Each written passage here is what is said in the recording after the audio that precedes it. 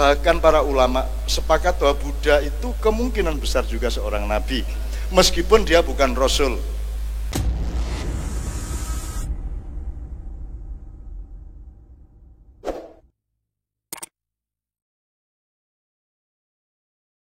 Oke, alhamdulillahirrahmanirrahim, sudah jam 11.20. Kita tidak akan bisa terlalu larut karena kita harus punya rentang waktu menyiapkan sahur, sehingga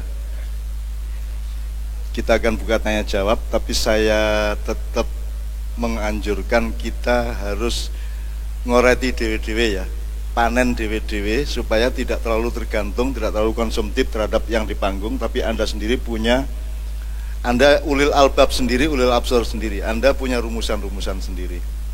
Jadi kalau yang dikeluhkan oleh teman-teman mahasiswa yang menyelenggarakan acara ini kan ketertinggalan Islam dari katakanlah peradaban Barat. Itu berarti kita harus masuk ke dalam mosaik di dalamnya. Jadi mungkin nanti ini Barat sudah sampai ke puncaknya juga, mereka akan mentok juga. Mereka sudah mengalami kekeliruan-kekeliruan yang sebentar lagi mereka akan temukan dan akan mereka sadari. Misalnya di dikotomi antara spiritualitas dengan intelektualitas. Orang Barat masih nyari-nyari, ini psikologi, ini jiwa, ini kalau di Jawa udah lebih lengkap sebenarnya. Jadi misalnya spiritualitas dengan intelektualitas itu bukan dua hal yang berbeda. Dia satu bulatan, satu ranah, tetapi dia ada yang berada di wilayah luar, ada yang nukleus dan seterusnya. Sebenarnya ada terminologi dan metodologi yang selama ini akan mandek. Itu nanti secara aplikasi juga akan mandek. Jadi sekarang ini kita akan melihat orang Barat begitu bosen sama Baratnya. Peradaban Eropa Amerika itu mereka secara manusia mereka terus mencari Buddha. Jadi yang paling populer adalah Buddha, Bhagawan, Buddhism dan seterusnya. Itu jalan mereka menuju Islam. Nah sekarang sebenarnya harus ada mobilisasi dialog antara Islam dengan Buddha sebenarnya sekarang ini. Tapi orang belum membayangkan itu. Anda baca wattini wazzaituni waturi sinina wa hadzal baladil amin. Pak Muzamil tolong pegang mikrofon Pak Jamil untuk konfirmasi, karena Pak kita ini basul masailnya sebelah kanan Pak. Kita kan bagaimanapun tidak. Pak Muzamil, wattini wazzaitun sebenarnya itu sumpahnya Allah. Dalam pemahaman tafsir dan wacana selama ini, kenapa Allah bersumpah sampai menyebut 4 itu? Baik. Jadi wattini wazzaitun, jadi segala sesuatu yang dijadikan sumpah itu karena sesuatu itu berharga. Nah kalau tin kan buah, zaitun juga buah. Terus waturi sinina, tursina itu tempat, wahadal baladil amin, dan ini negeri yang aman. Berarti keamanan suatu negeri gitu, ini kan terakhir itu karena ada tempat yang tentu saja dari berbagai perspektif tempat itu mendukung gitu ya. Jadi lingkungan. Ya. Ayat berikutnya sebenarnya kan Tuhan kan bikin wadah yang namanya tin, zaitun, turisin, kemudian wilayah yang namanya baladil amin. Disitulah Allah menciptakan hibrida baru manusia yang disebut aksani takwim. Jadi itu sebenarnya satu informasi sejarah, satu informasi kosmologis, satu informasi peradaban. Selama ini kita tidak punya tradisi, para mufassir ini tidak punya tradisi untuk melihat Al-Quran itu punya berbagai dimensi. Dia juga perintah larangan, dia juga informasi pengetahuan, dia juga tempat-tempat persembunyian rahasia yang harus kita kuatkan. Pak Muzamil, kalau saya bilang gini gimana? Jadi yang namanya manusia, Allah bikin satu aplikasi aksani takwim namanya. Tidak sekedar manusia. Ya, dia beda sama level-level Jadi ini bukan homo sapien, bukan homo erectus dan lain-lain. Ini ahsani takwim. Ini sebuah, ini ibarat Honda gitu, Honda sing mutakhir di sana. Ibarat Apple atau Microsoft ini sudah aplikasi OS yang terbaru, yang terbaik. Itu ahsani takwim. Saya singkat ya. Jadi kalau Turisinina itu kira-kira kalau diasosiasikan ke Nabi siapa Pak? Nabi Musa. Nabi Musa. Oke, jadi kalau Anda ingin mempelajari masa depan modernisme dunia, Anda harus mempelajari 4 hal ini tadi. 1, kelengkapan Al-Quran, kelengkapan manajemen peradaban yang dirumuskan Allah Al-Baladil Amin. Tapi sebelum itu Anda tidak bisa paham Baladil Amin kalau orang Jawa bilang kelopo. Anda sebelum ngerti kelopo kudu ngerti degan sih. Kan gitu. Nah, degan ini Nabi Musa. Terus sebelum Waturi sini apa? Az-Zaitun, di manakah tumbuh pohon zaitun? Zaitun ini wilayahnya Yesus Christ atau wilayahnya Nabi Isa. Jadi Anda harus belajar kalau Anda mempelajari Muhammad, Anda harus punya pasal-pasal pembelajaran kepada Nabi Musa, Nabi Isa ya. Jadi kalau zaitun itu Nabi Isa, kalau Turisinina Nabi Musa. Sekarang kalau Atin ini siapa? Nabi Ibrahim. Oke, saya kasih tafsir yang lain dari Tanzania, dari Thailand. Ada saya punya teman mufasir di sana. Itu maksudnya Buddha. Karena pohon tin ini dulu hanya tumbuh di tempat di mana Buddha hidup pada waktu itu.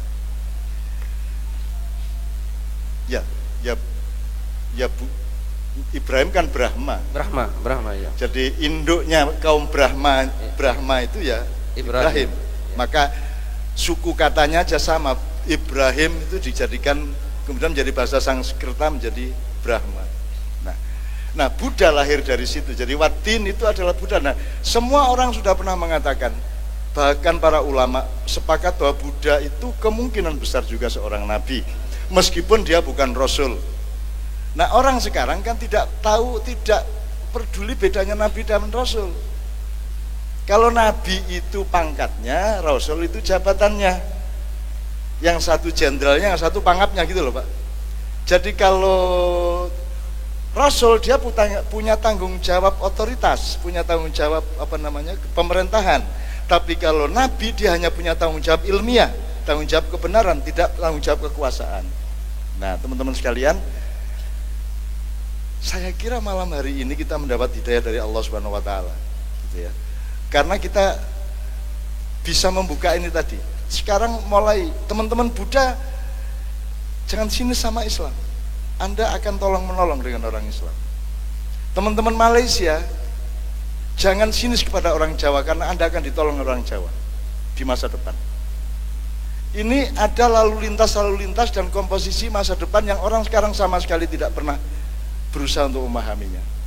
Karena Buddha itu tidak ada salahnya, dia belum lengkap saja. Tapi the whole thing ajarannya, makanya orang Barat sekarang larinya ke Buddhism, Pak.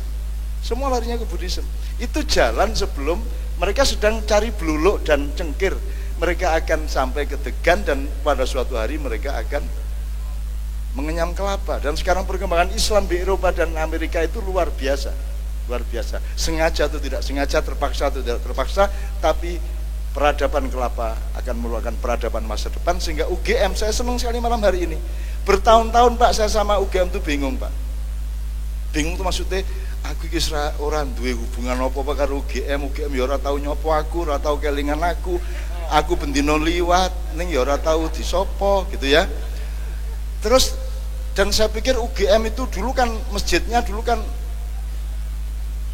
entah siapa dulu yang menguasai di sana, kemudian terus aneh-aneh itu, kemudian tiba-tiba tahun ini 2 tahun terakhir ini kok mulai Salahuddin lagi, mulai Rahmatan lil Alamin lagi, mulai Bhinneka Tunggal lagi.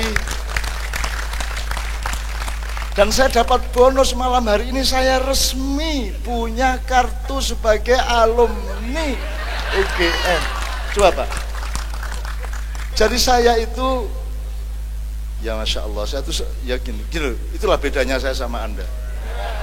Anda itu harus tamat dulu baru alumnus. Saya kan tidak perlu tamat. Nah itu.